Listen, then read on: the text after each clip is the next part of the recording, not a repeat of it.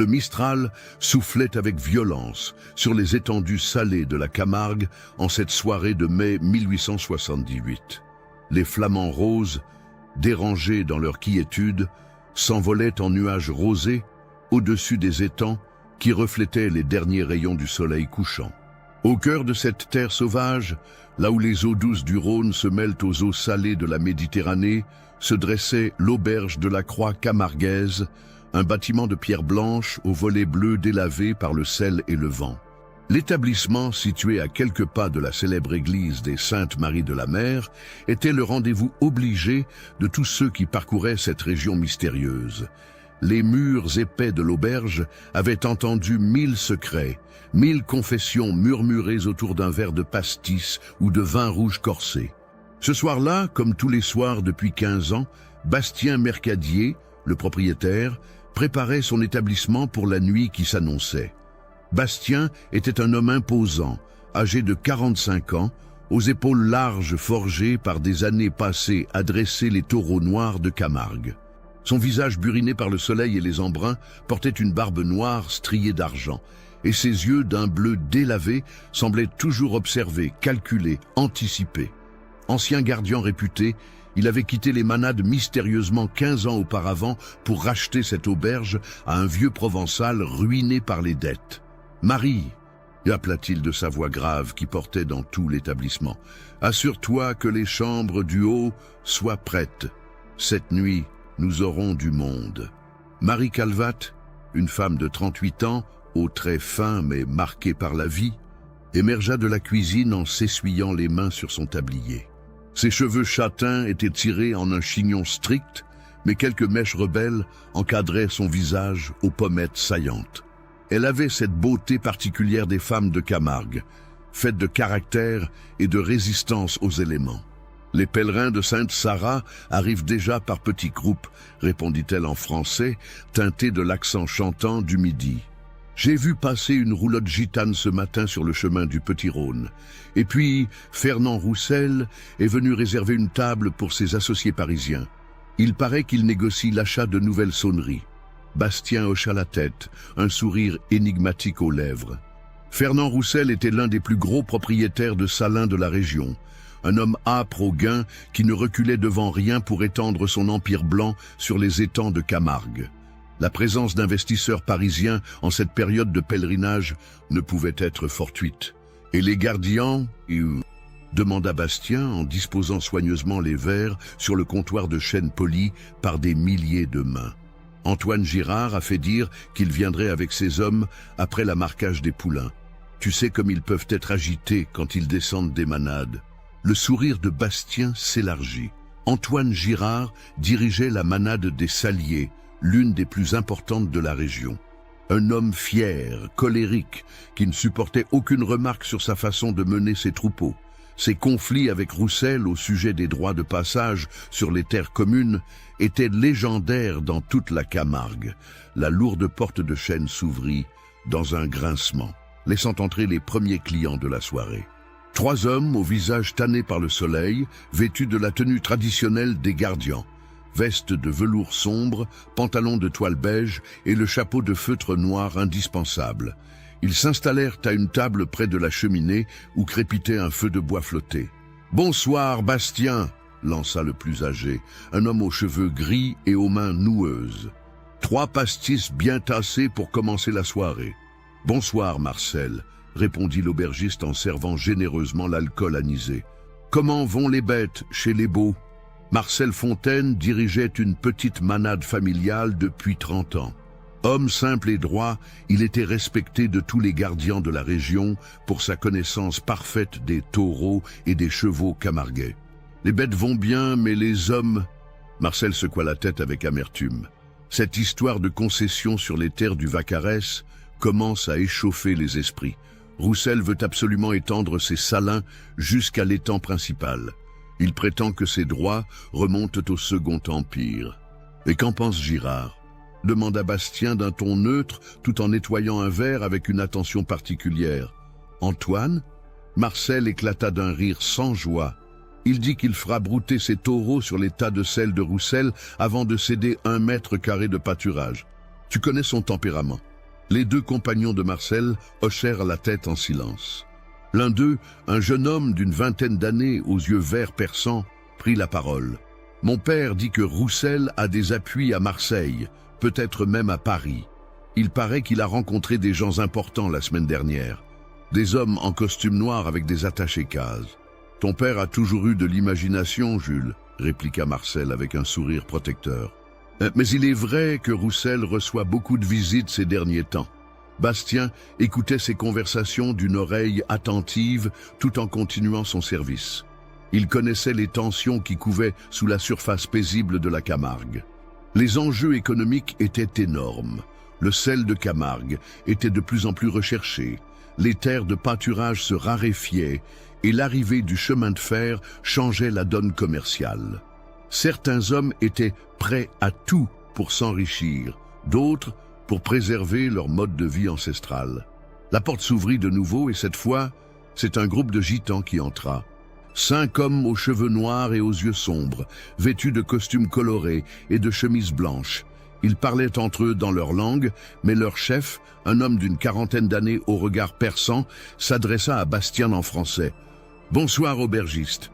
Nous cherchons un endroit pour passer la nuit. Nos femmes et nos enfants nous attendent dehors. »« Oh, bonsoir, Diego, » répondit Bastien qui connaissait le chef de cette famille gitane. « Vous arrivez tôt cette année pour la pèlerinage. »« Les temps sont difficiles, » répondit Diego en baissant la voix. « Nous avons eu des problèmes sur la route. Des gens qui n'aiment pas voir les Roms circuler librement. Il vaut mieux arriver tôt et repartir vite. » Bastien comprenait. Malgré la tradition séculaire du pèlerinage à Sainte-Sara, la patronne des Gitans, les tensions avec les populations locales étaient fréquentes. Les Roms étaient souvent accusés de tous les maux. Vols, troubles à l'ordre public, concurrence déloyale dans les métiers d'artisanat. « J'ai 3 chambres libres à l'étage, » proposa Bastien, « et vos chevaux peuvent aller à l'écurie derrière l'auberge. »« Merci, nous payerons rubis sur l'ongle comme toujours. » Diego sortit une bourse de cuir bien garnie et posa plusieurs pièces d'or sur le comptoir. Bastien remarqua le regard envieux que jetèrent les gardiens vers l'argent. Les temps étaient durs pour tout le monde, et voir des étrangers afficher leur prospérité ne manquait jamais d'attiser les jalousies. La soirée avançait, et l'auberge se remplissait progressivement. Vers 8 heures, Fernand Roussel fit son entrée, accompagné de 3 hommes en costume sombre que personne ne connaissait dans la région. Roussel était un homme de 50 ans, corpulent, au visage rougeau et aux yeux calculateurs. Il portait toujours des vêtements de qualité qui dénotaient dans l'environnement rustique de la Camargue. « Bonsoir Bastien, lança-t-il d'une voix forte. J'ai réservé la salle privée pour mes invités parisiens. Nous avons des affaires importantes à discuter. » Les 3 Parisiens suivirent Roussel vers la petite salle attenante à la salle principale. Bastien remarqua leur allure sévère, leur regard froid qui jaugeait tout ce qu'ils voyaient. L'un d'eux, un homme maigre aux cheveux grisonnants, portait une mallette de cuir noir qu'il tenait fermement contre lui. « Des affaires importantes, » murmura Marcel en regardant disparaître le groupe. « J'aimerais bien savoir ce qu'ils mijotent. »« Rien de bon pour nous, c'est sûr, » répondit Jules avec amertume. À 9 heures précises, la porte s'ouvrit violemment et Antoine Girard entra suivi de 6 de ses gardiens. L'homme était impressionnant, près de 2 mètres, des épaules de taureau, une barbe rousse et des yeux bleus comme la glace. Sa réputation de bagarreur n'était plus à faire dans toute la Camargue. « Bastien !» rugit-il de sa voix de stentor. « Du vin rouge pour mes hommes, le meilleur que tu aies. » L'ambiance de l'auberge changea instantanément. Les gardiens de Girard étaient connus pour leur loyauté envers leur patron, mais aussi pour leur propension à chercher la bagarre quand ils avaient bu. Les gitans se rapprochèrent instinctivement les uns des autres, tandis que Marcel et ses hommes observaient la scène avec prudence.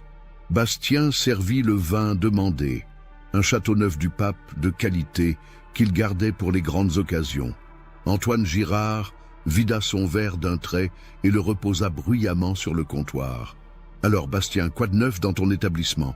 demanda-t-il en balayant la salle du regard. « Je vois que tu reçois toutes sortes de gens ces temps-ci. » Son regard s'arrêta sur la porte fermée de la salle privée, d'où s'échappèrent des murmures de conversation. « Roussel est là ?» demanda-t-il, et sa voix avait pris un ton dangereux. « Fernand est en réunion d'affaires, répondit Bastien d'un ton neutre. Tu sais bien que je ne me mêle pas des affaires de mes clients. Antoine Girard eut un rire sans joie. Des affaires? Oui, je suis sûr qu'il négocie encore un moyen de nous dépouiller de nos terres. Tu sais ce qu'il a osé me proposer la semaine dernière? Bastien ne répondit pas, mais tous les clients de l'auberge tendaient l'oreille. Il m'a proposé de racheter ma concession sur les pâturages du Vaccarès, explosa Antoine. 50 000 francs, il m'a dit. Comme si 50 000 francs pouvaient compenser une vie entière passée à élever les plus beaux taureaux de France. Un murmure indigné parcourut l'assemblée. 50 000 francs représentaient une fortune pour l'époque, mais pour les gardians, certaines choses n'avaient pas de prix. Les terres de pâturage étaient sacrées, transmises de père en fils depuis des générations. « Et qu'as-tu répondu » demanda Marcel, bien qu'il connût déjà la réponse. « Je lui ai dit qu'il pouvait se les mettre où je pense, c'est 50 000 francs, rugit Antoine. Et que s'il osait mettre un pied sur mes terres, mes taureaux lui feraient passer l'envie de spéculer. » Ces hommes approuvèrent bruyamment, levant leurs verres en signe de soutien. L'alcool commençait à faire son effet et la tension montait dangereusement. C'est à ce moment précis que la porte de la salle privée s'ouvrit et que Fernand Roussel apparut, suivi de ses 3 invités parisiens. Le silence se fit instantanément dans la salle principale. « Tiens, tiens !» lança Roussel d'un ton provocateur. « Bonsoir Antoine, je ne savais pas que tu fréquentais les auberges, je pensais que tu passais tes soirées à compter tes bêtes. » Le visage d'Antoine Girard devint cramoisi. Il se leva lentement, imposant sa stature impressionnante. « Mes bêtes, je les compte effectivement, Roussel. Et je compte aussi mes terres. Toutes mes terres, celles que tu aimerais tant me voler. » Voler. Roussel éclata d'un rire gras. « Mon cher Antoine, je ne vole rien. Je propose des transactions commerciales légales et avantageuses.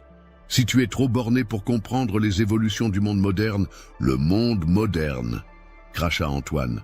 Qu'appelle ça le monde moderne? De transformer la Camargue en usine à sel, de détruire les pâturages pour installer tes machines? L'un des Parisiens, l'homme aux cheveux gris, s'approcha de Roussel et lui murmura quelque chose à l'oreille. Roussel hocha la tête et reprit « Antoine, je vais être généreux avec toi. Mes associés parisiens sont prêts à monter l'offre à 60 000 francs pour ta concession. C'est ma dernière proposition. » Un silence de mort s'abattit sur l'auberge. 60 000 francs, une somme astronomique qui permettrait à Antoine de vivre comme un roi jusqu'à la fin de ses jours. Mais le gardien secoua la tête avec dégoût. « Va au diable, Roussel, mes terres ne sont pas à vendre. Pas à toi, pas à tes amis parisiens, pas à personne. » « Réfléchis bien, Antoine, » reprit Roussel d'un ton qui se voulait conciliant, mais où perçait une menace. « Les temps changent. Le gouvernement favorise les investissements industriels.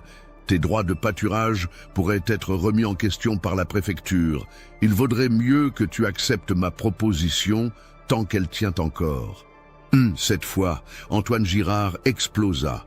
Il saisit Roussel par le revers de sa veste et le souleva presque de terre. « Tu me menaces, ordure, tu oses me menacer dans mon propre pays. »« Antoine !» intervint Bastien d'une voix ferme. « Pas de violence dans mon établissement. » Mais il était trop tard. L'un des gardiens de Girard avait saisi une bouteille et la brandissait vers les Parisiens. Diego et ses hommes s'étaient levés, prêts à intervenir. Marcel tentait de calmer son jeune compagnon Jules, qui bouillonnait de rage. « Lâche-moi, gardien de malheur !» cria Roussel, en essayant de se dégager. « Tu ne sais pas à qui tu as affaire. »« Justement, j'aimerais bien le savoir, » répliqua Antoine en serrant sa prise. « Qui sont ces messieurs qui viennent de Paris pour acheter la Camargue ?» L'homme aux cheveux gris fit un signe discret à ses compagnons et tous 3 sortirent rapidement leurs mains de leurs poches. Bastien, dont l'œil exercé ne manquait rien, remarqua le geste et comprit immédiatement. Ces hommes étaient armés. « Antoine, » dit-il d'une voix calme mais pressante, « relâche Fernand. Maintenant !» Quelque chose dans le ton de l'aubergiste fit comprendre au gardien que la situation était plus grave qu'il ne l'avait imaginé. Il relâcha Roussel à contre-cœur. Roussel rajusta sa veste, le visage écarlate de rage et d'humiliation. « Tu le regretteras, Girard, cracha-t-il, tu regretteras amèrement cette soirée. Il fit signe à ses compagnons et tous quatre sortirent de l'auberge en claquant la porte.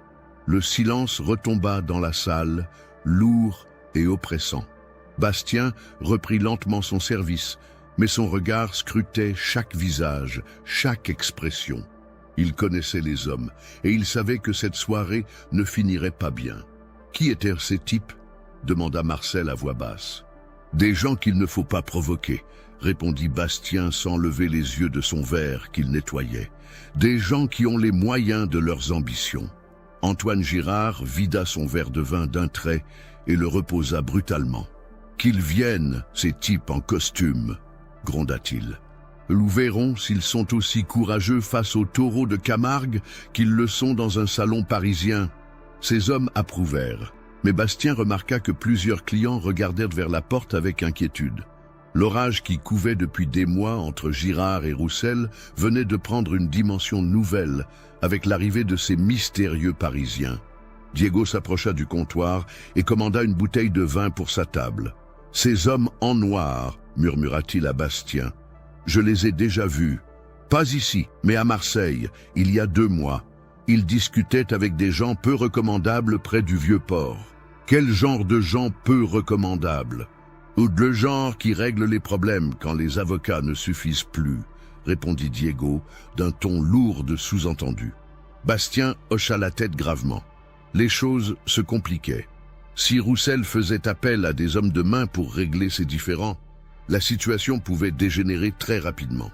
La soirée se poursuivit dans une atmosphère tendue. Les conversations étaient plus feutrées, les regards plus méfiants.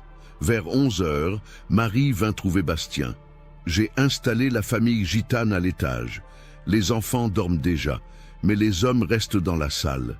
Ils semblent inquiets. »« Ils ont raison de l'être, » murmura Bastien. « Va te coucher, Marie, et ferme bien ta porte à clé. Et toi ? Je reste jusqu'à la fermeture. Il faut que je garde un œil sur tout ce monde. » Marie hésita, puis posa sa main sur le bras de Bastien. « Fais attention à toi.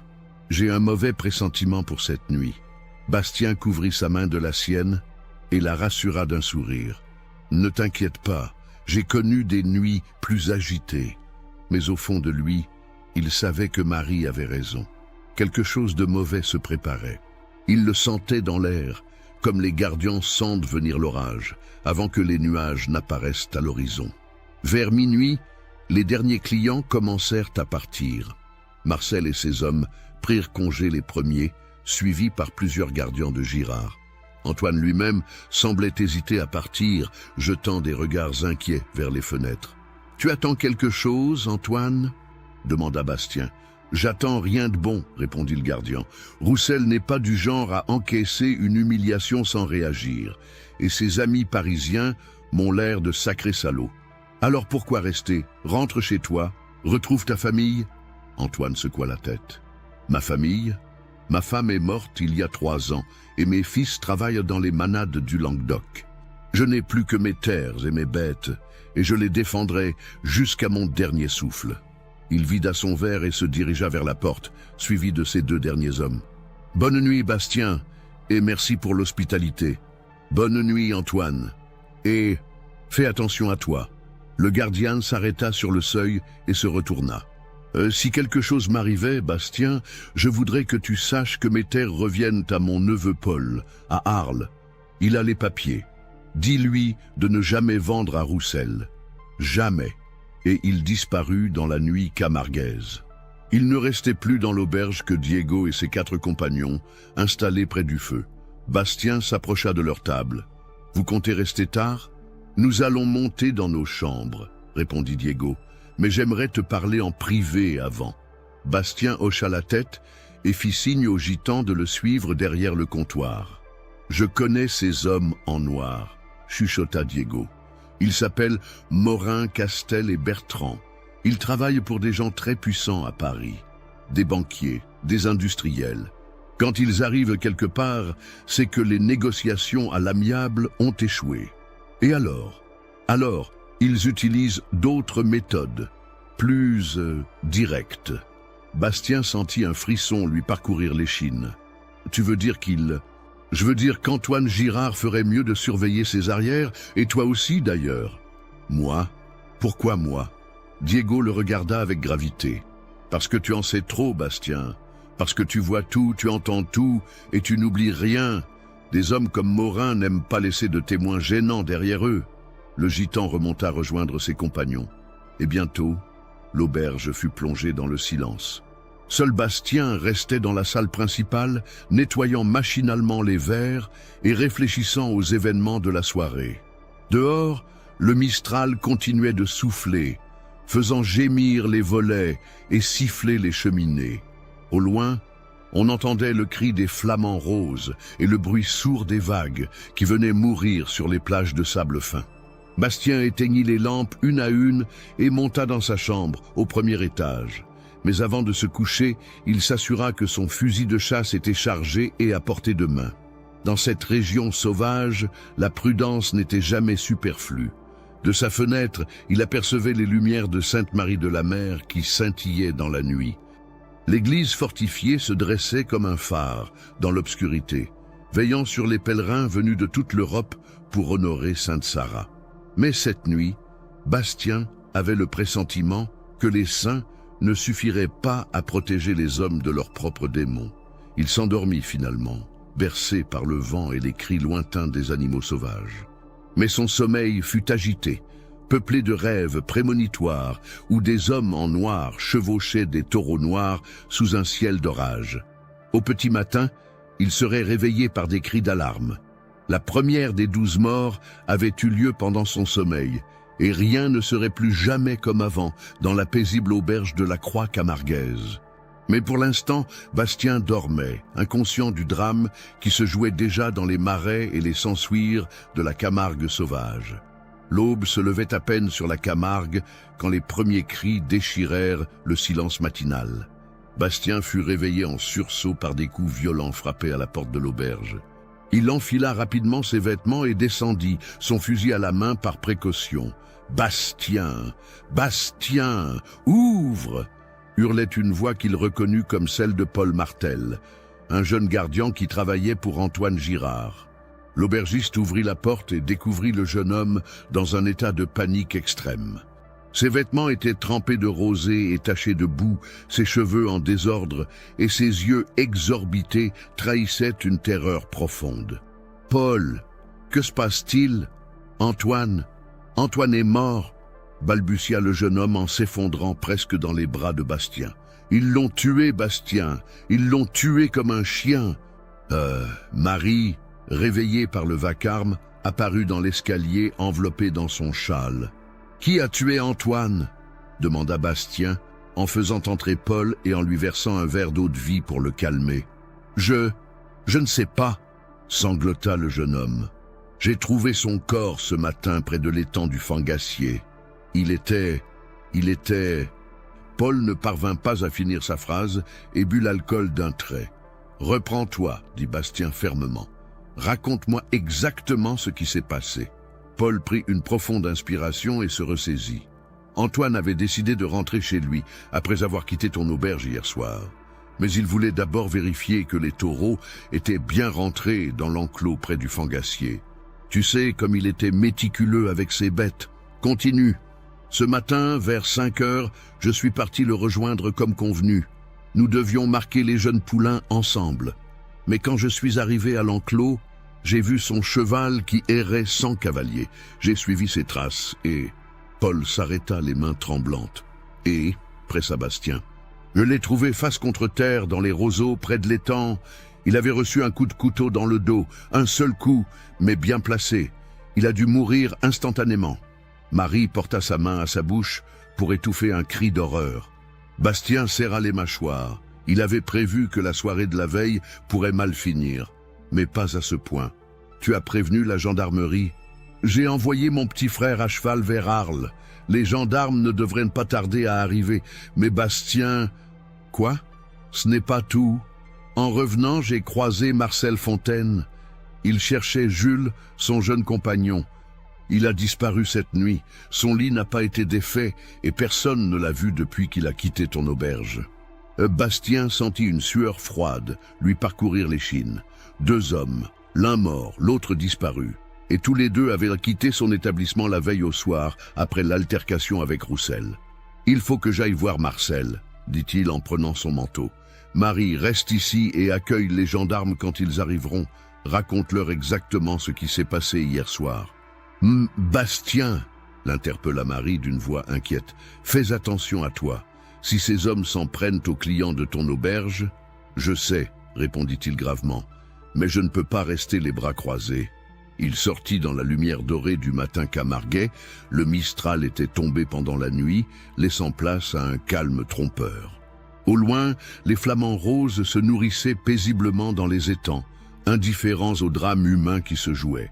Bastien enfourcha son cheval et se dirigea vers la manade de Marcel Fontaine, située à quelques kilomètres au nord de son auberge.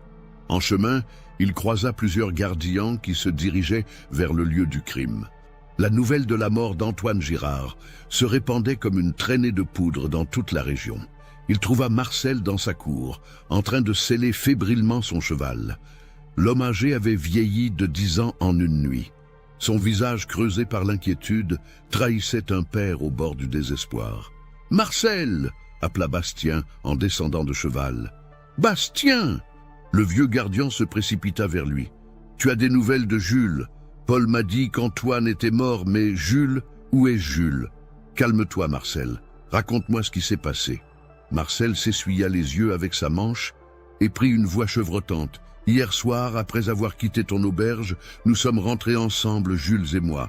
Mais arrivé au croisement du Petit Rhône, Jules m'a dit qu'il voulait faire un détour par les Sansouires pour vérifier l'état des clôtures. Tu sais comme les sangliers peuvent être destructeurs en cette saison. À quelle heure était-ce? Vers 1h du matin, je dirais.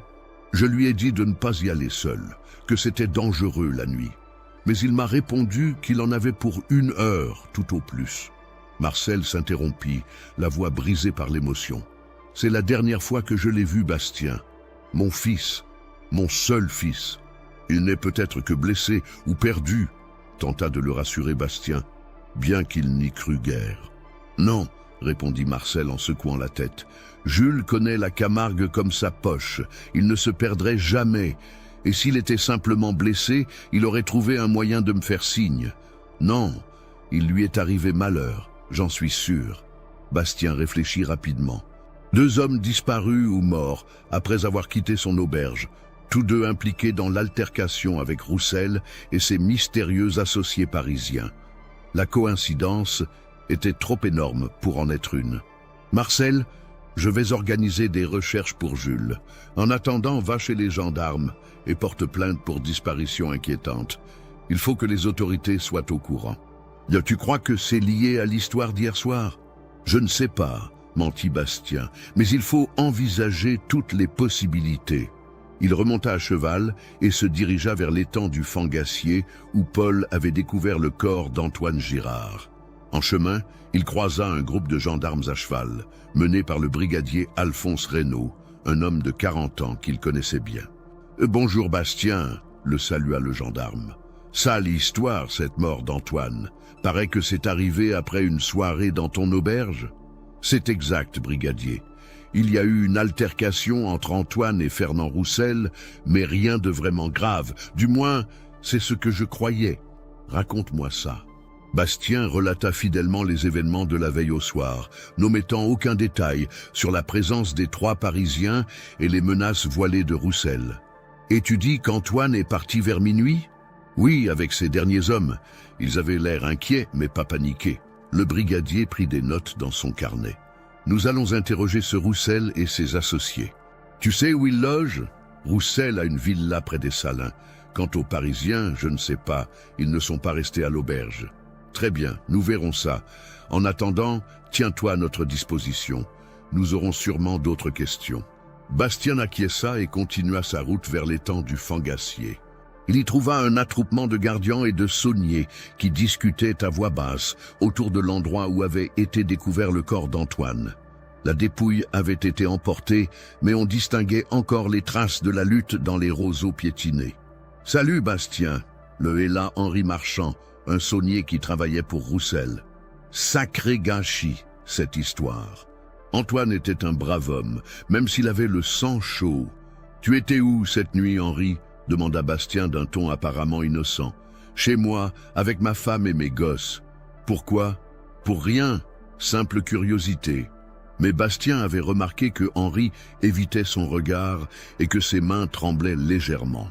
Or, Henri Marchand était connu pour être l'un des hommes de confiance de Roussel, celui qui connaissait tous ses secrets. « Henri, reprit Bastien en se rapprochant, tu n'aurais pas vu Jules Fontaine par hasard? Il a disparu cette nuit. » Cette fois, Henri pâlit visiblement. « Jules? Non, non, je l'ai pas vu. Pourquoi il aurait disparu? C'est bien ce que j'aimerais savoir. » Bastien observa attentivement les réactions d'Henri. L'homme était visiblement mal à l'aise, jetant des regards furtifs vers les salins de Roussel. « Henri, si tu sais quelque chose, il vaut mieux que tu parles maintenant. Les gendarmes ne vont pas tarder à poser des questions, et il vaut mieux être du bon côté de la vérité. » Henri hésita, puis secoua la tête. « Je sais rien, Bastien. »« Rien du tout. » Mais son ton manquait de conviction. Bastien décida de ne pas insister pour le moment, mais il gardait Henri Marchand dans sa liste de témoins potentiels. Il quitta le groupe et se dirigea vers les Sansuires où Jules était censé avoir vérifié les clôtures. Cette partie de la Camargue était particulièrement sauvage, avec ses étendues de terre salée où ne poussaient que quelques plantes résistantes. C'était aussi un endroit idéal pour faire disparaître un corps. Après 2 heures de recherche minutieuse, Bastien finit par trouver ce qu'il redoutait. Dans un petit bois de tamaris, à demi dissimulé par des branchages, gisait le corps de Jules Fontaine. Le jeune homme avait été tué d'un coup de couteau, exactement comme Antoine Girard. Bastien sentit la nausée le prendre. 2 morts en une nuit, tous 2 tués de la même manière, tous 2 impliqués dans l'incident de la veille. Il n'y avait plus aucun doute possible. Quelqu'un s'était chargé d'éliminer les témoins gênants. Il courut chercher les gendarmes et les ramena sur les lieux. Le brigadier Reynaud examina le corps avec attention. Même méthode que pour Girard, constata-t-il. Un seul coup, bien placé, entre les omoplates. L'assassin savait ce qu'il faisait. Un professionnel ? Demanda Bastien. Possible. Ou quelqu'un qui a l'habitude de tuer. En tout cas, pas un crime passionnel, c'est trop propre. Reynaud se releva et épousseta ses genoux. Bastien, cette histoire devient très grave. 2 morts dans la même nuit, tous 2 clients de ton auberge. Je vais avoir besoin que tu me donnes la liste complète de toutes les personnes présentes hier soir. Bien sûr, brigadier. Et je vais interroger ce Roussel dès aujourd'hui, avec ses associés parisiens. Ils retournèrent vers l'auberge, escortant la dépouille de Jules Fontaine. En chemin, ils croisèrent Marcel qui arrivait au galop, ayant appris la nouvelle par un gardien. Le spectacle du père découvrant le corps de son fils fut déchirant. Marcel s'effondra sur la dépouille de Jules, pleurant et maudissant le ciel. Il fallut plusieurs hommes pour l'écarter et l'emmener. « Je le vengerai !» hurlait le vieil homme. « Whoever a fait ça, je le trouverai et je le tuerai de mes propres mains. » Bastien frissonna en entendant ces paroles. La spirale de violence ne faisait que commencer. De retour à l'auberge, il trouva Marie en compagnie de Diego, le chef de la famille gitane. Les 2 hommes l'attendaient dans la cour, l'air sombre. « Bastien, » dit Diego sans préambule, « mes hommes et moi, nous partons. Maintenant. Pourquoi ? Parce que ce qui s'est passé cette nuit n'est que le début. Je connais ce genre de situation. Quand des hommes comme ceux d'hier soir décident de nettoyer, ils ne s'arrêtent pas à 2 morts. Tu penses qu'ils vont s'en prendre à d'autres personnes? J'en suis sûr. Et nous, les gitans, nous sommes toujours les premiers suspects quand il y a des problèmes. Il vaut mieux que nous soyons loin quand la situation va dégénérer davantage. » Diego avait raison, et Bastien le savait. Les gitans étaient souvent les boucs émissaires idéaux en cas de trouble. Où allez-vous? En Espagne.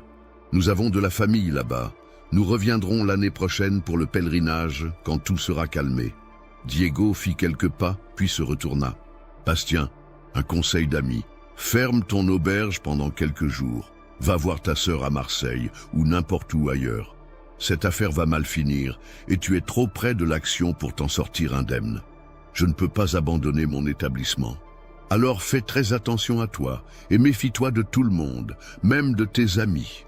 Dans ce genre d'histoire, on ne sait jamais qui travaille pour qui. 1 heure plus tard, la famille gitane avait quitté l'auberge, emportant avec elle ses roulottes colorées et ses chevaux. Bastien les regarda s'éloigner avec un serrement de cœur. Diego était un homme sage qui avait beaucoup voyagé. Ses conseils méritaient d'être écoutés. Mais Bastien ne pouvait pas abandonner son auberge. C'était toute sa vie, tout ce qu'il avait construit depuis 15 ans. Et puis, il y avait Marie. Il ne pouvait pas la laisser seule dans cette situation. L'après-midi passa dans une ambiance lourde. Les nouvelles des 2 meurtres s'étaient répandues dans toute la région. Et l'auberge ne désemplissait pas de gardiens et de sauniers venus aux nouvelles. Tous étaient choqués par la brutalité des crimes et s'interrogeaient sur l'identité des assassins. Vers 16 heures, le brigadier Reynaud revint, l'air soucieux. « J'ai interrogé Roussel », annonça-t-il à Bastien. « Il prétend être rentré directement chez lui après avoir quitté ton auberge vers 11h30. Sa gouvernante confirme ses dires. Et ses associés parisiens ? Introuvables. Ils ont quitté leur hôtel d'Arles ce matin très tôt sans laisser d'adresse. Roussel prétend qu'ils sont repartis à Paris pour affaires. » Bastien secoua la tête. Trop facile. « Brigadier, vous ne trouvez pas ça suspect que ces hommes partent précipitamment le matin même où l'on découvre 2 cadavres ? Si, bien sûr, mais je n'ai aucune preuve contre eux. Et Roussel affirme qu'ils n'ont pas quitté son domaine de la nuit. Et vous le croyez ? » Reynaud haussa les épaules. Roussel est un notable respecté, malgré ses défauts. Il n'a jamais eu d'ennui avec la justice. Je ne peux pas l'accuser sans preuves solides. Même si ces preuves solides sont peut-être en train de prendre le train pour Paris, mes mains sont liées, Bastien. Je fais ce que je peux avec les moyens dont je dispose. Le brigadier repartit, laissant Bastien avec un sentiment d'amertume et d'injustice. Il était évident que Roussel et ses associés étaient impliqués dans les meurtres, mais l'influence et l'argent du propriétaire des Salins le protégeaient. Le soir tombait sur la Camargue quand Marie vint trouver Bastien dans la cour de l'auberge. « Nous n'avons plus un seul client, dit-elle. Tout le monde a peur de venir ici après ce qui s'est passé. C'est temporaire, répondit Bastien sans conviction. Les gens oublient vite. Non, Bastien, pas cette fois.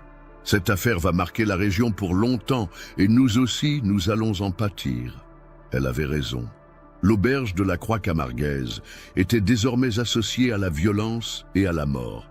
Sa réputation mettrait des années à s'en remettre. « Marie, dit-il soudain, Diego avait peut-être raison. Tu devrais partir quelques jours, aller chez ta sœur à Montpellier, le temps que les choses se calment, et te laisser seule. » Marie secoua la tête avec détermination. « Jamais. Nous sommes dans cette histoire ensemble, Bastien. Nous en sortirons ensemble aussi. » Bastien sentit une bouffée d'affection pour cette femme courageuse qui partageait sa vie depuis 10 ans. Marie n'était pas seulement son employée, elle était son pilier, sa confidente, celle qui l'aidait à porter le poids de ses secrets. Car Bastien avait des secrets. Des secrets liés à son passé de gardien, à la vraie raison pour laquelle il avait quitté les manades 15 ans auparavant. Des secrets que personne ne connaissait, pas même Marie. Des secrets qui pourraient bien revenir le hanter si cette affaire continuait à prendre de l'ampleur. La nuit tombait sur la Camargue, apportant avec elle de nouveaux dangers. Quelque part dans les marais, des hommes préparaient peut-être d'autres crimes, et Bastien Mercadier, l'aubergiste de Sainte-Marie-de-la-Mer, se trouvait au centre d'un engrenage de violence qu'il ne contrôlait plus. Il vérifia une dernière fois que toutes les portes et fenêtres de l'auberge étaient bien fermées, et monta dans sa chambre en emportant son fusil. Cette nuit, il ne fermerait pas l'œil. Quelque chose lui disait que le pire était encore à venir. Dehors, les cris des animaux sauvages résonnaient dans l'obscurité, comme un présage funeste. La Camargue gardait ses secrets, mais cette fois, le sang humain avait souillé ses eaux pures. Et quand la terre de Camargue goûte au sang, elle en redemande toujours. L'orage qui couvait depuis des mois allait éclater, et personne ne sortirait indemne de la tempête qui s'annonçait. Le lendemain matin apporta de nouvelles tragiques qui allaient changer à jamais le cours des événements. Bastien fut réveillé par des coups urgents à sa porte.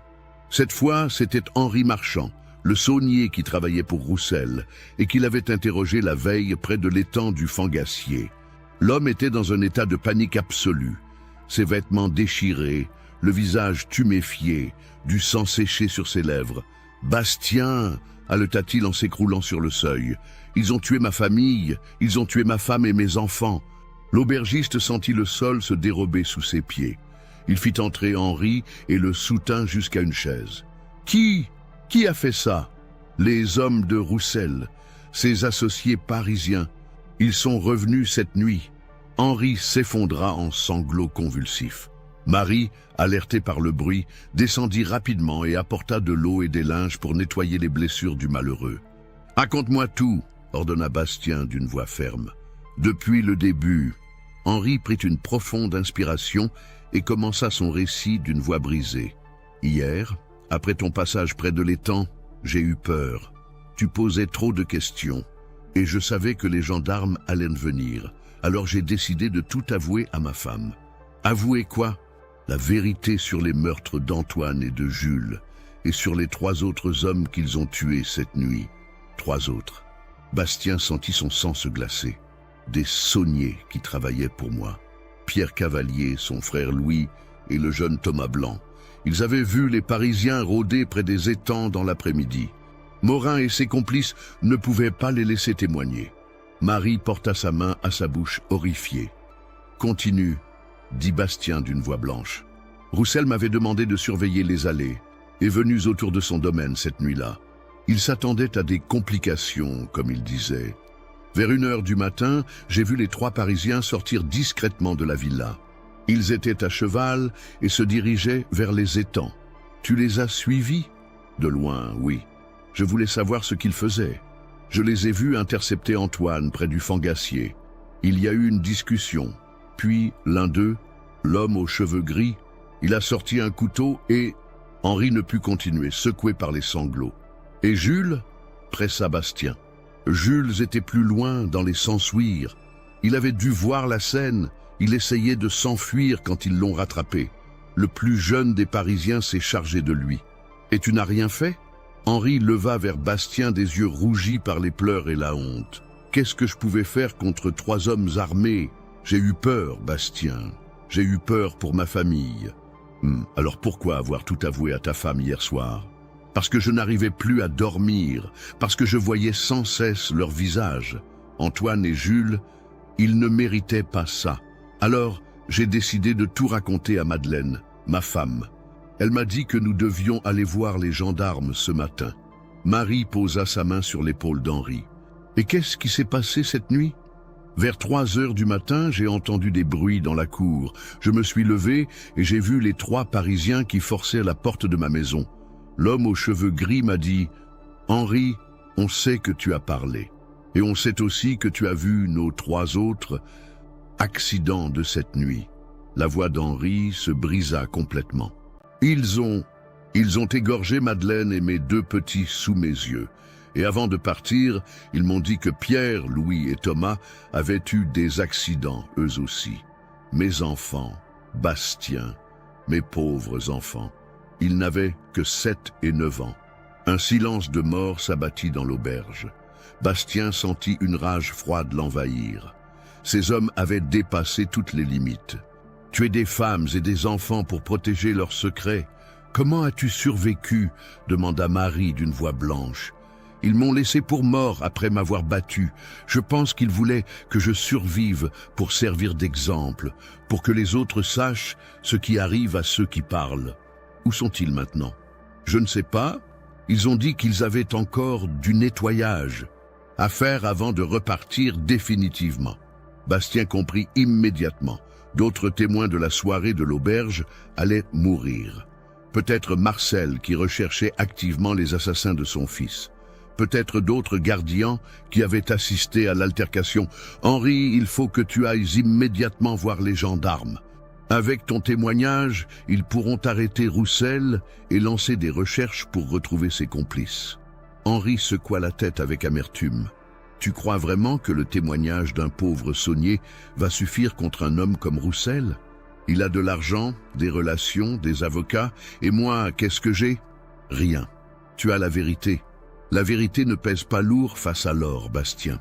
Tu devrais le savoir. » Ces paroles résonnèrent étrangement dans l'esprit de Bastien.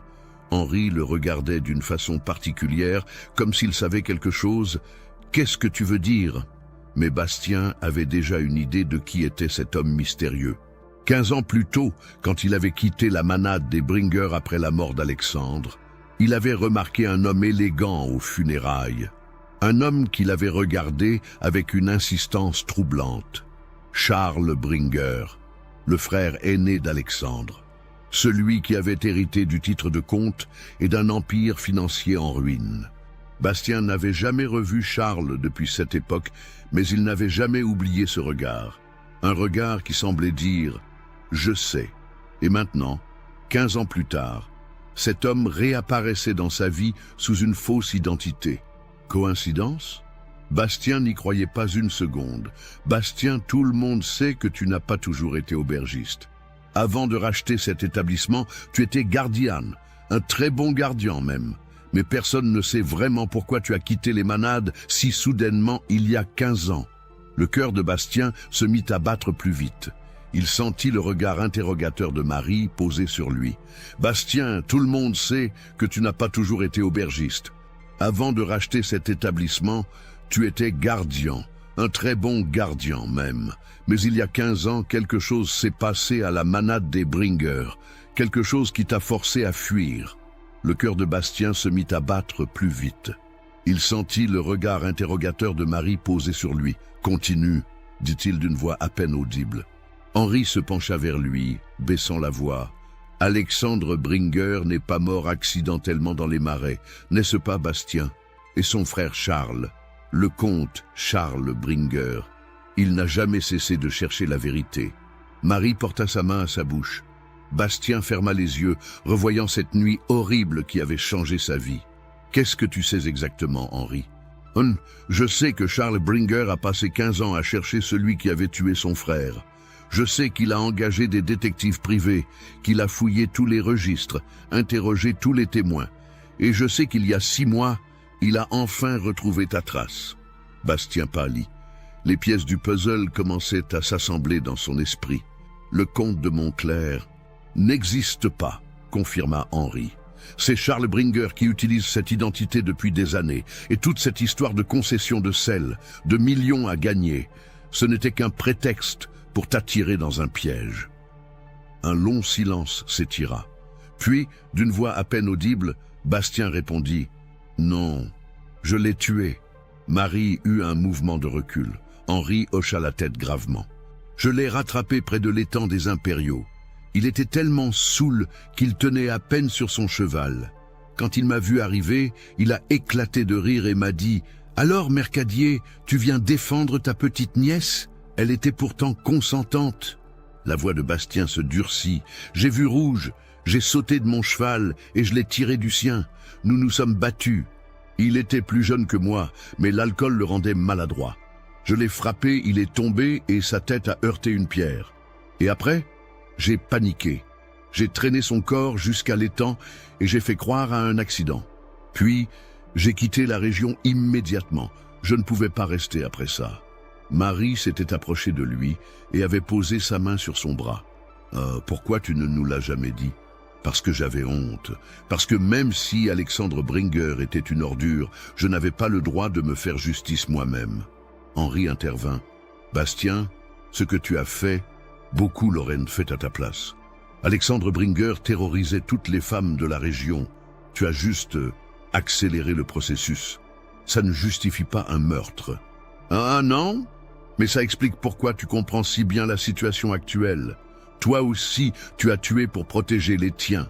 La différence, c'est que Roussel et ses associés tuent par cupidité. » Bastien releva la tête et regarda Henri droit dans les yeux. « Pourquoi me raconter tout ça maintenant? Qu'est-ce que tu attends de moi? Je veux que tu m'aides à les arrêter. Les gendarmes ne feront rien contre Roussel. Mais toi, tu connais cette région comme personne. Tu sais comment traquer un homme dans les marais. Et surtout, tu as déjà tué. Tu sais ce que ça coûte, mais tu sais aussi que parfois, c'est nécessaire. Tu me demandes de devenir un assassin? Je te demande de m'aider à empêcher d'autres massacres. » Henri se leva brusquement et se dirigea vers la fenêtre. « Bastien, ils ont dit qu'ils avaient encore du nettoyage à faire. Marcel Fontaine est en danger. Et peut-être d'autres. Tu veux attendre qu'ils tuent toute la région ?» Marie prit la parole pour la première fois depuis les révélations. « Bastien, Henri a raison sur un point. Les gendarmes ne protégeront personne. Et si ces hommes continuent leur carnage, je sais, coupa Bastien, mais devenir comme eux ne résoudra rien. Tu n'es pas comme eux, explosa Henri. Toi, tu as tué un violeur pour protéger une enfant. Eux, ils tuent des innocents pour s'enrichir. La différence est énorme. Bastien réfléchit longuement. Au fond de lui, il savait qu'Henri avait raison. Les autorités officielles étaient impuissantes face à des hommes comme Roussel. Et si personne n'agissait, d'autres innocents mourraient. « D'accord, dit-il finalement, mais nous faisons ça proprement, pas de massacre aveugle. Nous allons les traquer, les capturer et les livrer aux gendarmes avec les preuves de leurs crimes. Et s'ils résistent, alors nous nous défendrons. » Henri eut un sourire amer. « Tu veux vraiment croire que ça va se passer comme ça? Ces hommes ne se rendront jamais vivants. Ils ont trop à perdre. » Bastien serra les mâchoires. Il savait qu'Henri avait probablement raison, mais il refusait d'accepter que la violence soit la seule solution. « Alors, nous ferons ce qu'il faudra faire, mais d'abord, nous devons les localiser. Tu as une idée d'où ils peuvent se cacher? Roussel possède plusieurs propriétés dans la région, mais s'il était intelligent, il les aurait envoyés loin d'ici après le massacre de cette nuit. »« Non, » intervint Marie. « S'ils ont encore du nettoyage à faire, comme ils l'ont dit, ils ne sont pas partis. Ils se cachent quelque part dans la région, en attendant le bon moment pour frapper à nouveau. » Bastien approuva. Marie avait l'esprit logique, et elle connaissait bien les hommes. « Nous devons prévenir Marcel immédiatement. S'il est sur leur liste, sa vie ne tient qu'à un fil. »« J'y vais, » proposa Henri. « Marcel me connaît. Il m'écoutera. »« Non, trop dangereux. Si ces hommes te voient en vie, ils comprendront que leur mise en scène n'a pas fonctionné. Il vaut mieux que tu restes caché ici. » Bastien se tourna vers Marie. « Toi, va chez Marcel. Dis-lui ce qui s'est passé et ramène-le ici. Nous serons plus forts si nous restons groupés. Et toi? Moi, je vais rendre une petite visite à Roussel. Il est temps qu'il et moi, nous ayons une conversation d'homme à homme. » Marie secoua la tête avec inquiétude. « Bastien, c'est de la folie. S'il est complice de ces meurtres, il peut très bien te faire tuer. Pas en plein jour, et pas dans sa propre maison. Roussel est cupide et sans scrupules, mais il n'est pas stupide. Il ne prendra pas le risque de se compromettre davantage. » Et s'il refuse de parler? Bastien eut un sourire sans joie. « Alors, j'utiliserai des arguments plus persuasifs. » 1 heure plus tard, Bastien chevauchait vers la villa de Fernand Roussel, située au cœur des Salins, sur une légère éminence qui dominait les étendues blanches et les bassins d'évaporation. La demeure était imposante, construite dans le style des mâts provençaux mais avec un luxe ostentatoire qui dénotait dans ce paysage austère. Il attacha son cheval à la grille et actionna la cloche. Un domestique vint lui ouvrir, un homme d'âge mûr, au visage fermé. « Monsieur Roussel n'est pas disponible », annonça-t-il avant même que Bastien ait pu parler. « Dites-lui que Bastien Mercadier souhaite lui parler. C'est urgent. Monsieur Roussel a été très clair. Il ne veut voir personne aujourd'hui. » Bastien posa sa main sur la poitrine du domestique et le repoussa fermement. « Et moi, je suis très clair aussi. J'entre, que Roussel le veuille ou non. » Il traversa le hall d'entrée et se dirigea vers le salon d'où provenaient des voix.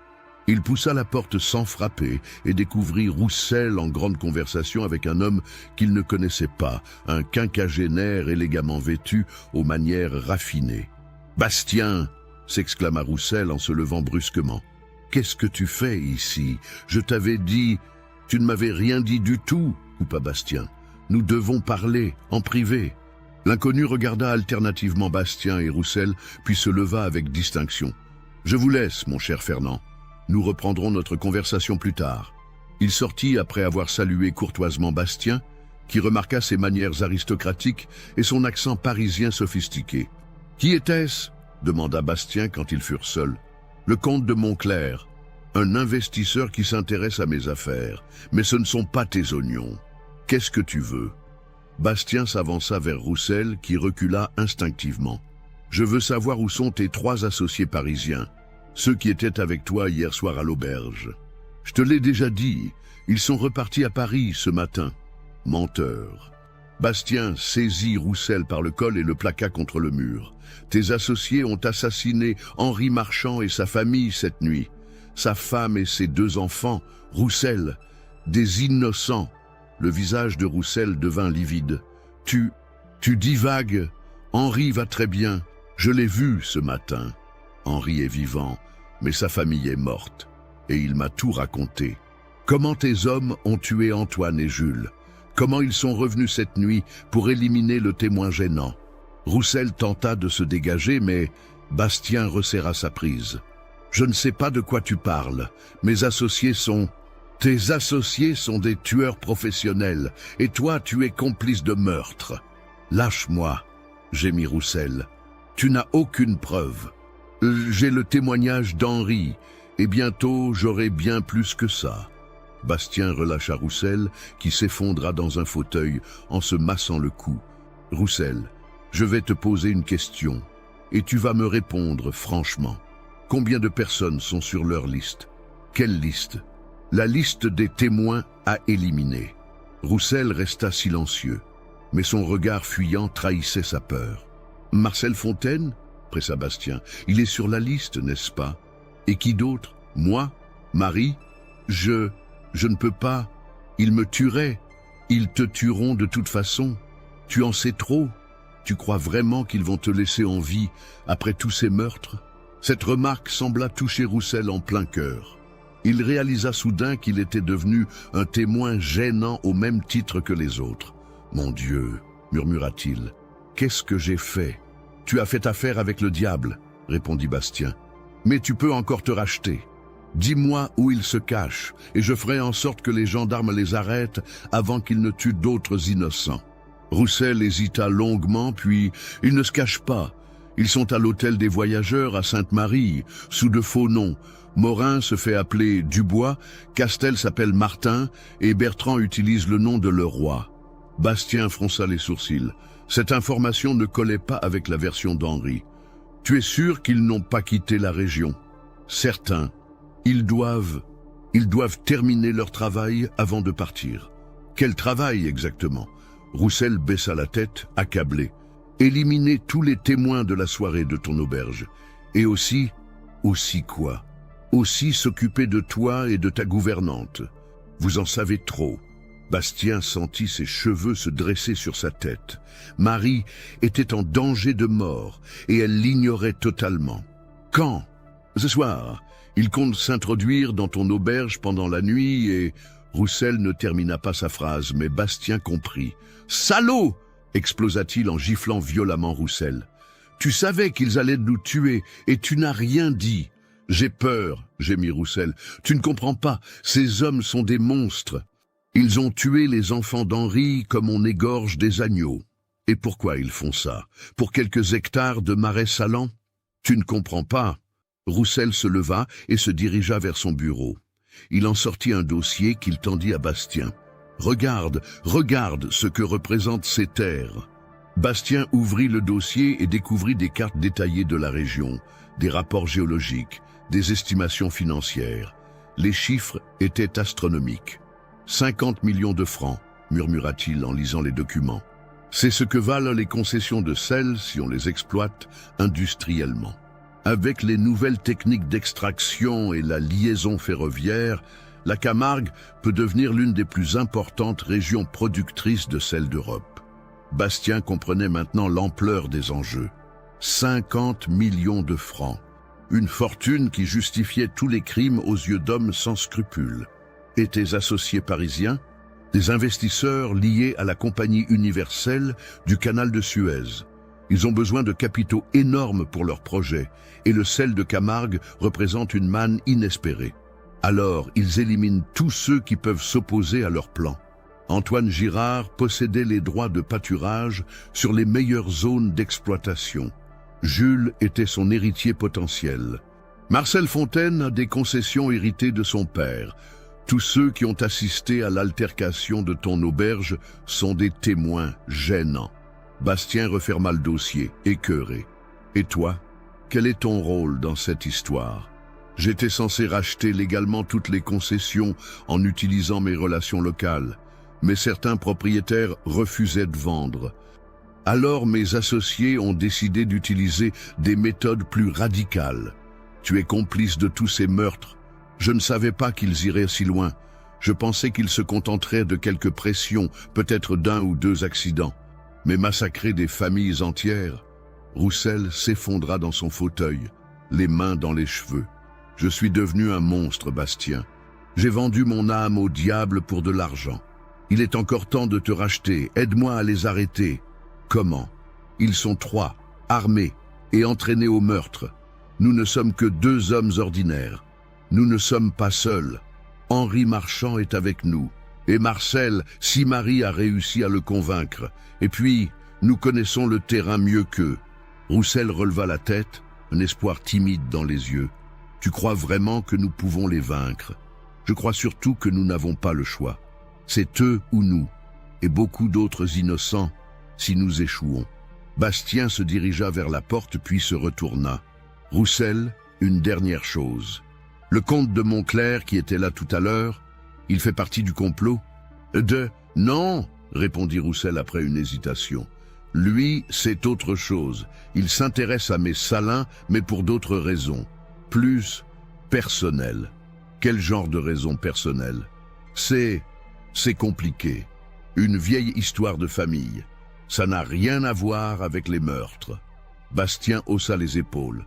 Pour l'instant, seuls les 3 tueurs l'intéressaient. Très bien.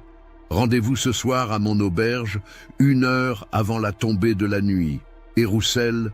Oui, si tu nous trahis, si tu préviens tes associés, je te jure que tu ne verras pas le lever du soleil.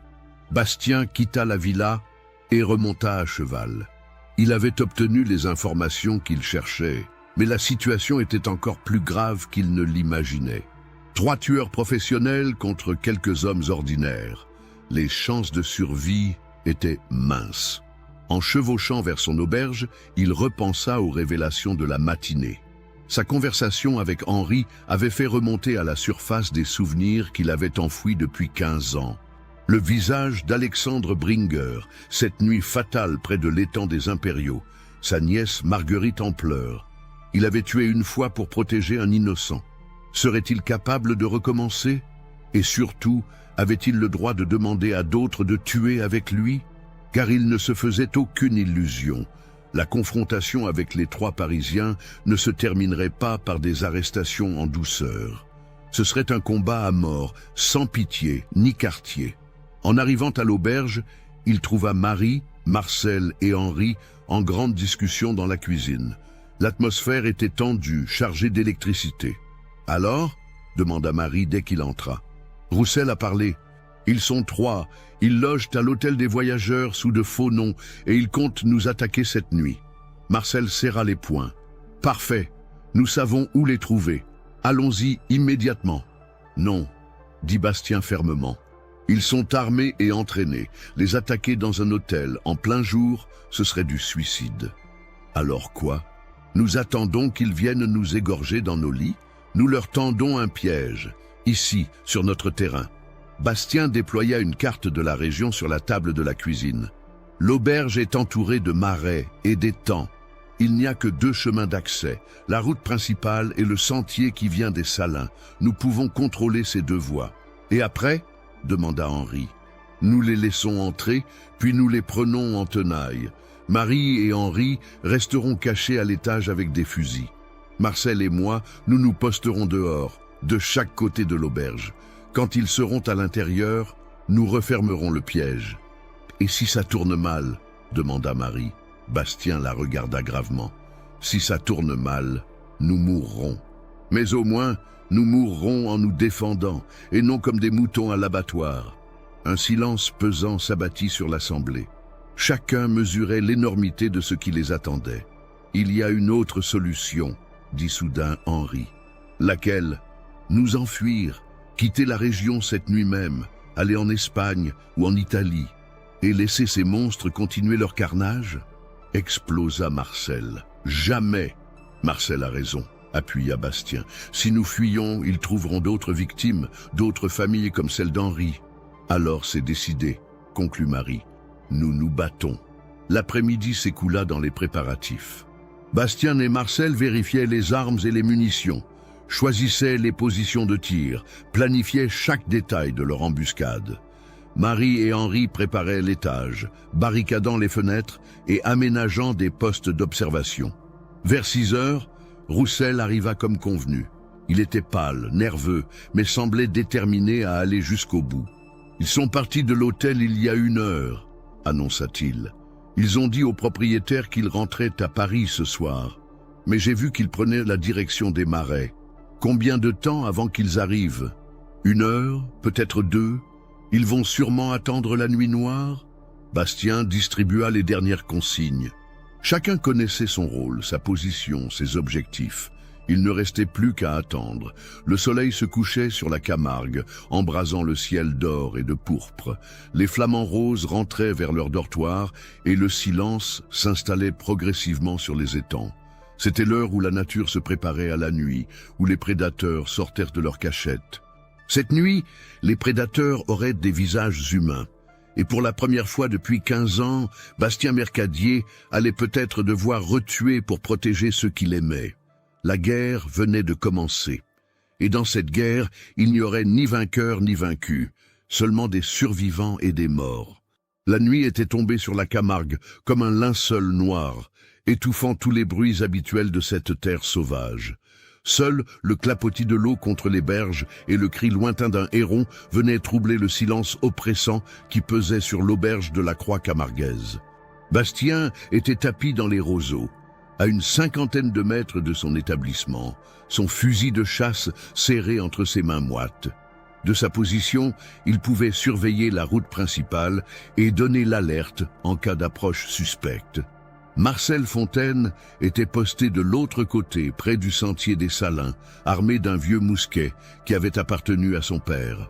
À l'étage de l'auberge, Marie et Henri montaient la garde derrière les volets entrebâillés, leurs armes pointées vers l'extérieur.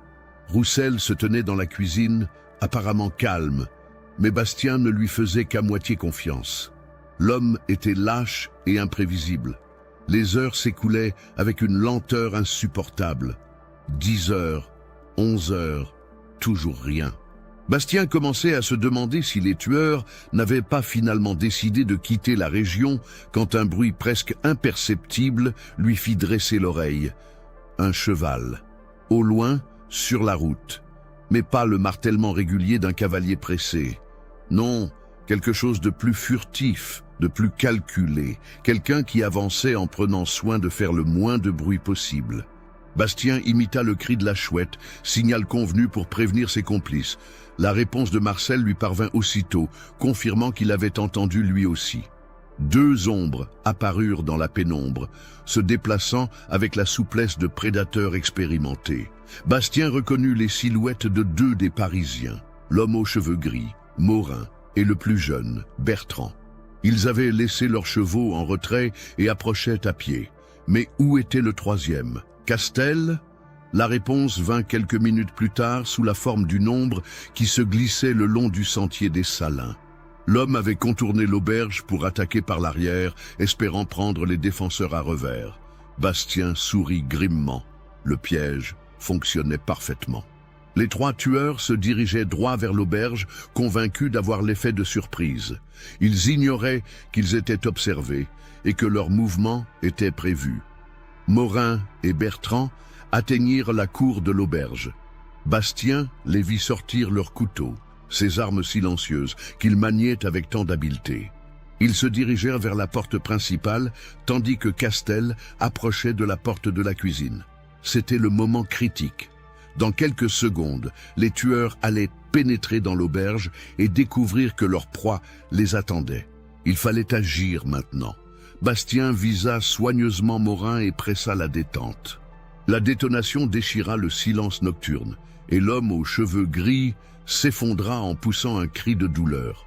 Touché à l'épaule, il n'était pas mort, mais hors de combat. Immédiatement, Marcel tira sur Castel, qui tentait de forcer la porte de la cuisine. Le coup l'atteignit en pleine poitrine, et le tueur s'écroula sans un bruit. Restait Bertrand, le plus jeune, qui avait plongé derrière un tas de bois dès les premiers coups de feu. Bastien le vit ramper vers l'auberge, cherchant un abri d'où riposter. « Bastien !» cria soudain Marie depuis l'étage. « Attention, il y en a un autre !»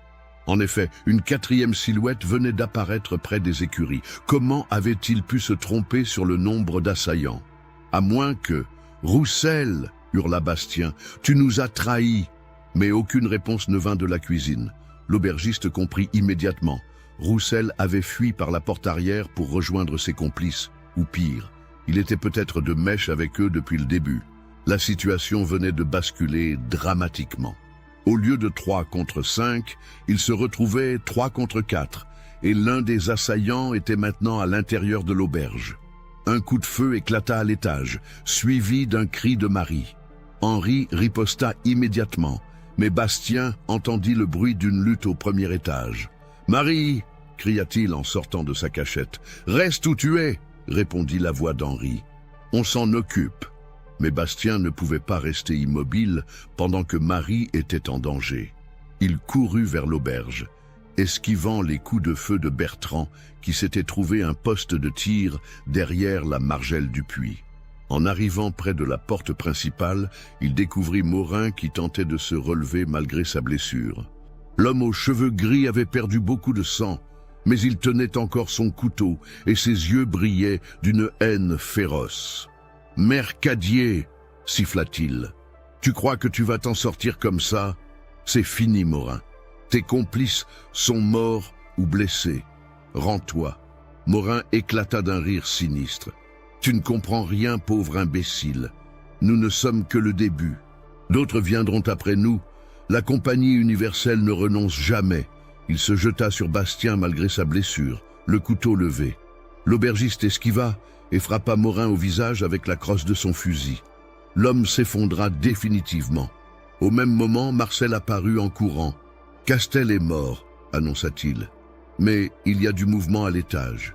Et j'ai vu Roussel filer vers les marais avec quelqu'un d'autre. » Quelqu'un d'autre? Un homme élégant, bien habillé. Je n'ai pas pu voir son visage. Bastien fronça les sourcils. L'homme élégant, le comte de Montclair, mais Roussel avait affirmé qu'il n'était pas impliqué dans les meurtres. Un nouveau coup de feu éclata à l'étage, suivi d'un silence inquiétant. « Marie! Henri !» appela Bastien. « Ça va ?» répondit la voix d'Henri, mais elle semblait faible. « Le type est touché, mais il s'est barricadé dans une chambre. » Et Marie, blessée au bras, mais rien de grave. Bastien poussa un soupir de soulagement. Marie était vivante. « Marcel, reste ici et surveille Morin. S'il bouge, assomme-le. Moi, je monte régler le problème du 4e homme. Et Bertrand, il est toujours derrière le puits. On s'occupera de lui après. » Bastien gravit l'escalier 4 à 4, son fusil rechargé à la main. Il trouva Henri tapi derrière l'angle du couloir, une traînée de sang sur le sol, indiquant qu'il était blessé. « Où est-il » murmura Bastien. « Dans la chambre du fond. Il a une arme à feu et il n'a plus rien à perdre. »« Et Marie ?»« Dans notre chambre, à l'autre bout du couloir. Elle va bien. » Bastien s'approcha de la porte derrière laquelle s'était retranché l'assaillant. Il colla son oreille au battant et entendit une respiration saccadée. L'homme était blessé et affolé. « Hé !» cria-t-il. « Tu es cerné, sors avec les mains en l'air. »« Va au diable !» répondit une voix jeune. Bertrand. Il avait réussi à monter à l'étage sans être vu. Tes complices sont morts ou hors de combat, tu n'as aucune chance. Alors je mourrai, mais je ne mourrai pas seul. Bastien comprit que le jeune tueur était résolu à vendre chèrement sa peau.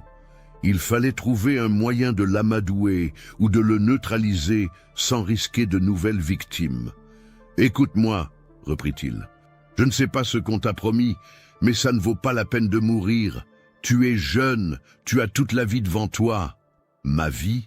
ricana Bertrand. « Tu sais ce que c'est que ma vie ? Grandir dans les bas-fonds de Belleville, voler pour manger, tuer pour survivre. Au moins, avec la compagnie, j'avais une chance de devenir riche. Et maintenant, qu'est-ce que tu as gagné? Un silence, puis « Maintenant, je n'ai plus rien, mais toi non plus, tu n'auras rien. » Bastien entendit un bruit métallique. L'homme préparait quelque chose. « Henri, » chuchota-t-il, « il faut qu'on entre dans cette chambre. »« Comment ? Il va nous tirer dessus dès qu'on ouvrira la porte. » « Pas si on passe par la fenêtre. Cette chambre donne sur le toit de l'écurie. » Henri secoua la tête. « Impossible. Je suis blessé à la jambe. Je ne pourrai jamais grimper. »« Alors, reste ici et fais du bruit. Moi, je passe par l'extérieur. » Bastien redescendit rapidement et sortit dans la cour. Marcel était toujours en train de surveiller Morin, qui gémissait de douleur, mais ne bougeait plus. « Marcel !» appela-t-il. « Tu as vu où est passé l'autre, celui qui était derrière le puits. Il a disparu. Je pense qu'il a filé vers les marais, comme Roussel. Étrange. Pourquoi Bertrand aurait-il abandonné son complice blessé dans la chambre? À moins que... » Bastien leva les yeux vers la façade de l'auberge et comprit son erreur. Il n'y avait qu'un seul homme à l'étage, Bertrand. L'homme qu'avait vu Marcel près des écuries était reparti, probablement pour rejoindre Roussel. Il grimpa sur le toit de l'écurie avec la souplesse de ses années de gardien. De là, il pouvait atteindre la fenêtre de la chambre où s'était retranché Bertrand. Il avança prudemment sur les tuiles glissantes, son fusil en bandoulière. Arrivé à la fenêtre, il jeta un coup d'œil à l'intérieur. Bertrand était accroupi près de la porte, un revolver à la main, guettant le couloir. Il ne regardait pas vers la fenêtre. Bastien brisa la vitre d'un coup de crosse et bondit dans la chambre. Bertrand se retourna, surpris, mais Bastien était déjà sur lui. Les deux hommes luttèrent violemment, roulant sur le plancher. Le jeune tueur était agile et désespéré, mais Bastien avait l'avantage du poids et de l'expérience. Après une lutte acharnée, il parvint à désarmer son adversaire et à l'immobiliser. « C'est fini !» halta-t-il en maintenant Bertrand au sol. « Tu es pris !» Le jeune homme le regarda avec une haine pure. « Tu crois avoir gagné ? Tu ne sais rien ? Nous ne sommes que des exécutants. Les vrais responsables sont intouchables. »« Qui ?» pressa Bastien. « Qui donne les ordres ? Des hommes que tu ne peux même pas imaginer. Des banquiers, des ministres, des aristocrates. La compagnie universelle du canal de Suez contrôle la moitié de l'Europe. » Henri apparut dans l'embrasure de la porte, claudiquant mais souriant. « Tout va bien ? » ?»« Oui, aide-moi à l'attacher. Nous l'emmènerons aux gendarmes demain matin. » Ils ligotèrent solidement Bertrand, qui continuait à proférer des menaces et des malédictions. Puis Bastien alla voir Marie dans leur chambre. Elle était assise sur le lit, un linge ensanglanté autour du bras gauche, mais ses yeux brillaient de soulagement. « Comment te sens-tu ?»« Ça va, ce n'est qu'une égratignure. Et toi ?»« Fatigué, mais vivant. » Ils s'embrassèrent tendrement, heureux d'avoir survécu à cette nuit d'épouvante. « Bastien, » murmura Marie, « qu'est-ce qui va se passer maintenant ? Maintenant, nous allons livrer ces hommes à la justice, et nous allons essayer de reprendre une vie normale. Tu crois que c'est possible ?» Bastien regarda par la fenêtre vers les marais obscurs où avaient fui Roussel et son mystérieux complice. « Je l'espère. Mais j'ai le sentiment que cette histoire n'est pas terminée. » Il avait raison. Dans les marais de Camargue, une confrontation finale se préparait. Une confrontation qui allait révéler la véritable ampleur du complot et l'identité du véritable cerveau de tous ces crimes. Car Fernand Roussel n'était qu'un pion dans un jeu qui le dépassait. Et l'homme qui l'accompagnait maintenant dans sa fuite était bien plus dangereux que tous les tueurs de la compagnie universelle réunis. Le comte de Montclair avait ses propres raisons d'être en Camargue, des raisons qui remontaient à 15 ans en arrière au meurtre d'Alexandre Bringer. Des raisons qui allaient bientôt rattraper Bastien Mercadier et le forcer à affronter les démons de son passé. Car le comte de Montclair n'était autre que Charles Bringer, le frère d'Alexandre, celui que Bastien avait tué 15 ans auparavant. Et il était venu en Camargue pour une seule chose, se venger. La nuit était loin d'être terminée, et les secrets les plus sombres allaient enfin être révélés. L'aube grise se levait sur les marais de Camargue quand Bastien, accompagné de Marcel et du brigadier Reynaud qui était arrivé avec ses hommes, se lança sur les traces de Roussel et de son mystérieux complice. Ils avaient laissé Henri pour garder Bertrand et soigner Marie, dont la blessure au bras nécessitait des soins attentifs. Les traces dans la boue humide étaient faciles à suivre. 2 hommes à cheval, se dirigeant vers les étendues les plus sauvages de la Camargue, là où les marais se perdent dans les brumes matinales et où seuls les oiseaux sauvages osent s'aventurer. « Ils vont vers la tour Carbonnière », observa Marcel en examinant les empreintes. « Il y a là-bas une vieille tour abandonnée qui date du Moyen-Âge. Un endroit parfait pour se cacher où... » Il ne termina pas sa phrase, mais Bastien comprit. Un endroit parfait pour un dernier combat.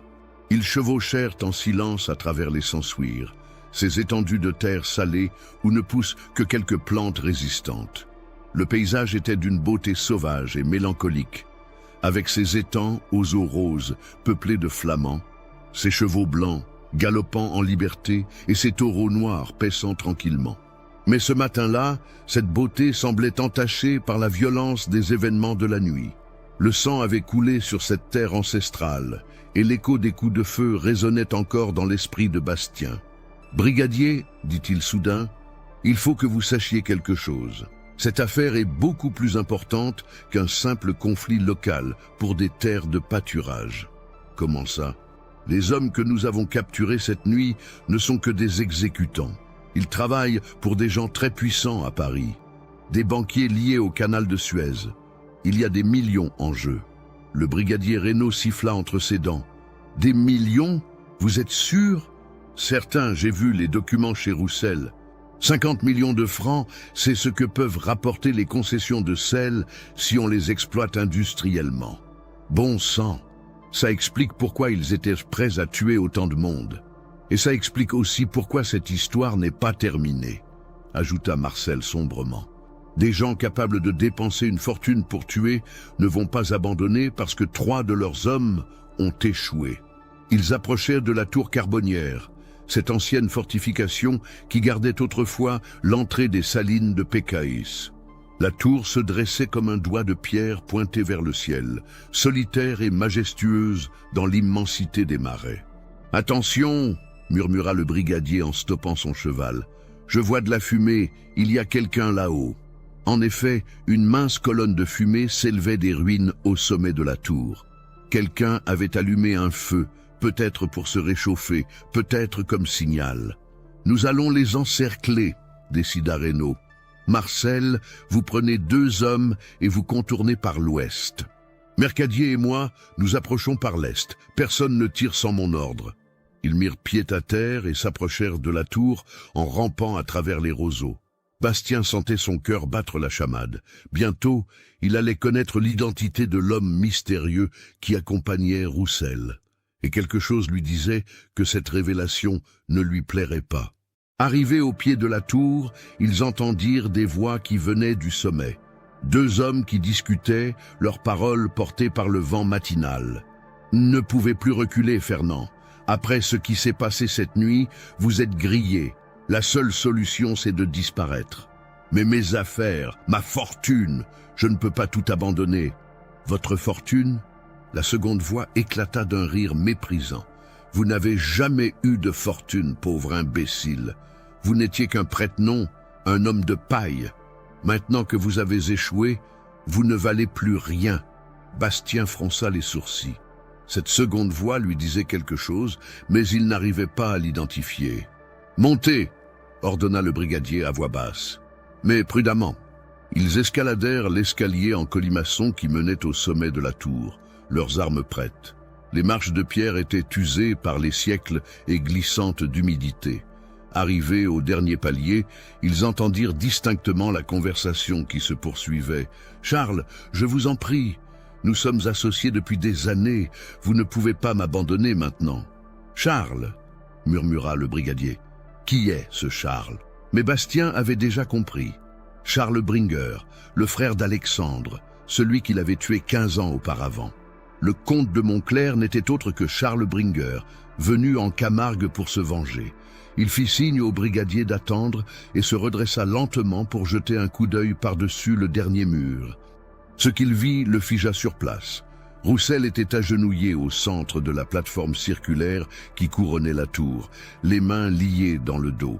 En face de lui se tenait un homme de 50 ans environ, élégamment vêtu, au visage aristocratique, mais marqué par une haine froide, Charles Bringuer, plus âgé, plus dur que dans les souvenirs de Bastien, mais indéniablement lui. Le frère de l'homme qui l'avait tué. Et Charles tenait un pistolet pointé sur la tête de Roussel. « Vous comprenez, Fernand ?» disait-il d'une voix glaciale. « Votre utilité touche à sa fin. Mais nos affaires, nos projets, » gémit Roussel. « Nos affaires ?» Charles Bringuer eut un sourire méprisant. « Il n'y a jamais eu d'affaires, pauvre imbécile.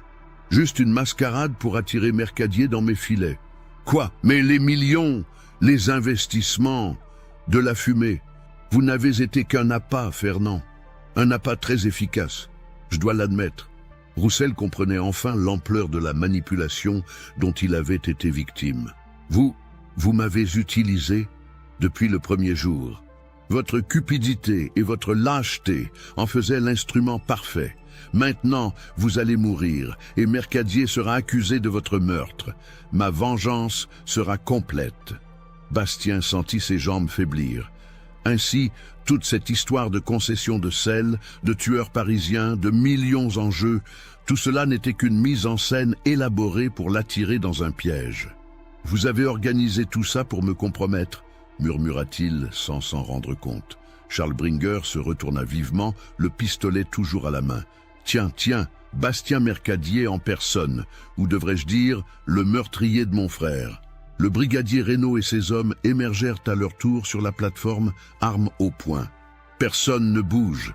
ordonna-t-il. « Posez cette arme !» Mais Charles ne baissa pas son pistolet. Au contraire, il le pointa vers Bastien. « Brigadier, permettez-moi de vous présenter un criminel recherché depuis 15 ans. Cet homme a assassiné Alexandre Bringuer, héritier d'une des plus grandes fortunes de Provence. »« C'est faux !» protesta Bastien. Alexandre Bringuer était un violeur, il s'en prenait aux jeunes filles.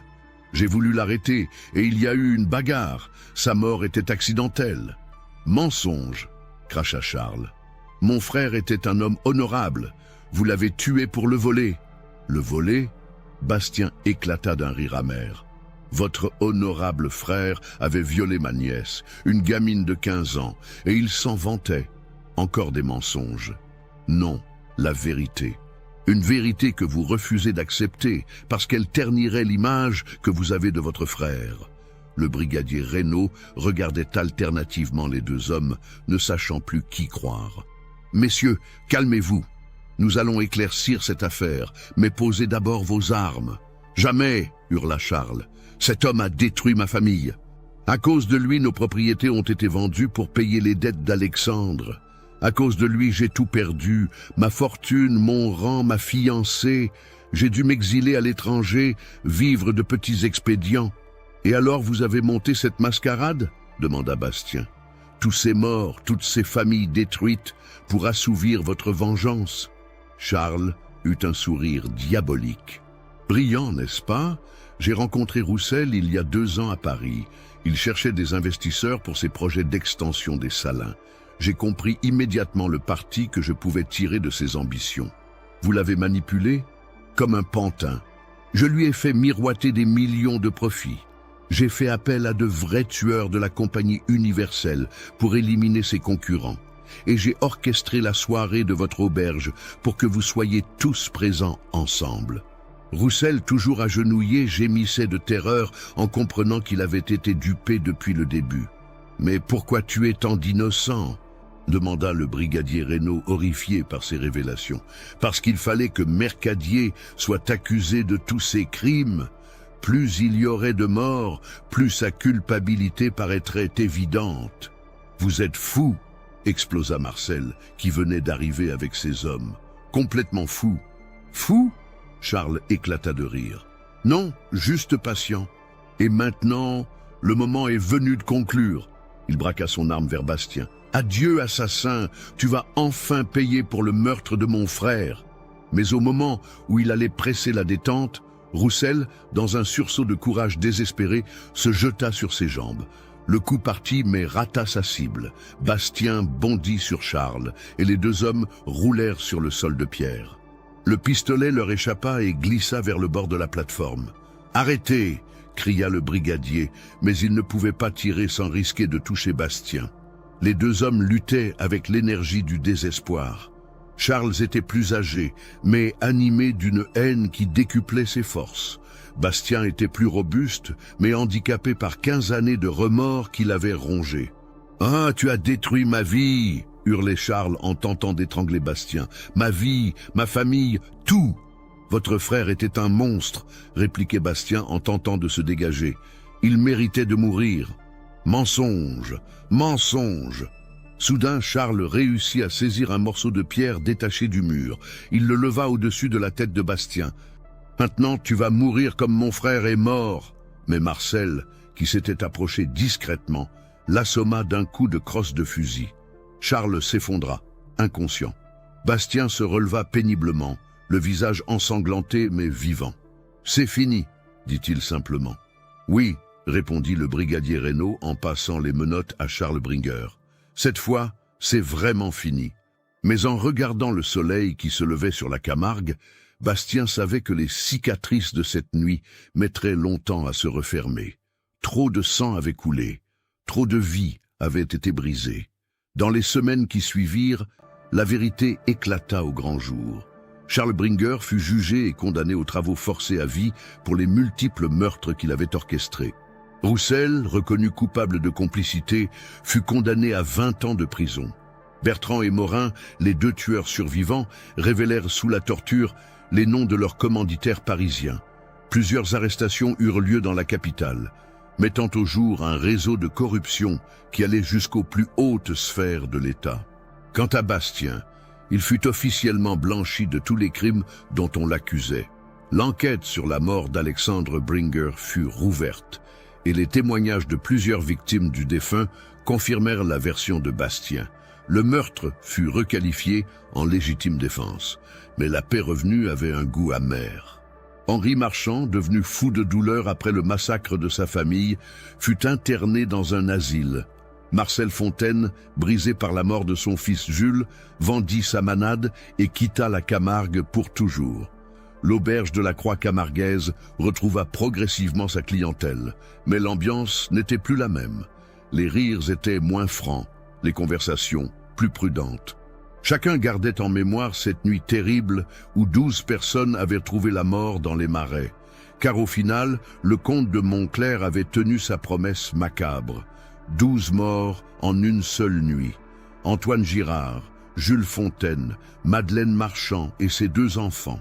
Castel et 5 autres complices retrouvés morts dans les marais, victimes des règlements de compte entre criminels. 12 vies fauchées par la folie vengeresse d'un homme qui n'avait jamais accepté la vérité sur son frère. Marie et Bastien se marièrent l'année suivante, dans la petite église des Saintes Maries de la Mer, devant une assemblée réduite mais chaleureuse. Ils eurent 3 enfants et vieillirent paisiblement dans leur auberge, devenant des figures respectées de la communauté camarguaise. Mais parfois, les soirs d'hiver, quand le Mistral soufflait avec violence sur les étangs, Bastien regardait vers les marais et revoyait cette nuit terrible. Il entendait encore les cris des victimes, le bruit des coups de feu, les dernières paroles de Charles Bringuer. Il avait survécu, mais une partie de son âme était morte cette nuit-là dans la tour Carbonnière, sous le regard froid des étoiles de Camargue. Et quand les voyageurs lui demandaient pourquoi il servait toujours un verre de vin rouge chaque soir à une table vide près de la cheminée, il répondait simplement « C'est pour tous ceux qui ne reviendront jamais ». Pour qu'on n'oublie jamais que derrière chaque vengeance, il y a toujours des innocents qui paient le prix. Car Bastien Mercadier, l'aubergiste de Sainte-Marie-de-la-Mer, avait appris que la justice des hommes est imparfaite, que la vengeance ne répare rien et que seul le pardon peut guérir les blessures de l'âme. Mais il avait appris aussi que parfois, pour protéger les innocents, il faut savoir prendre les armes, et que le courage n'est pas l'absence de peur, mais la capacité d'agir malgré elle. L'histoire de l'auberge de la Croix camarguaise était terminée. Mais dans les mémoires de la Camargue, Elle resterait à jamais gravée comme le symbole d'une époque où les hommes se battaient encore pour leurs convictions, où l'honneur avait un sens et où la terre de France était arrosée du sang de ceux qui refusaient de plier devant l'injustice. Une époque révolue, mais dont les échos résonnent encore dans le vent des marais, dans le cri des flamants roses et dans le galop des chevaux sauvages qui courent éternellement vers l'horizon de la Méditerranée. L'auberge de la Croix camarguaise a réellement existé jusqu'au début du XXe siècle, avant d'être détruite par une tempête en 1907. Les ruines sont encore visibles aujourd'hui, près des étangs de Camargue, témoins silencieux d'une époque où cette terre sauvage abritait des passions aussi violentes que ces taureaux noirs.